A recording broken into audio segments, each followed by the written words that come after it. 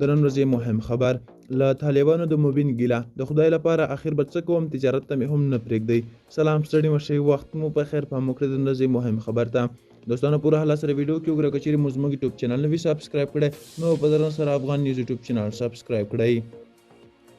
په ټولنیزو رسنیو کې په جنرال مبین مشهور د طالبانو یو مبلغ یو ځل بیا له طالب مشرانو سر ټکولی دی. مبین چې وروستیو میاشتو کې څو ځله په کندهار او کابل کې د طالبانو له لوري بندي شوی، تازه ترکمنستان ته هم د سفر اجازه نه ده ورکړل شوې. نوموړي پر خپله ایکس پاڼه طالب مشران مخاطب کړي او زیاته کړې ده د خدای لپاره زه به اخر څه کوم، جرم مې څه دی، اوس مې تجارت ته هم نه پرېږدئ. زه یو آزاد سوداګر یم، د تجارت وزیر زه له سفر منع کړی یم.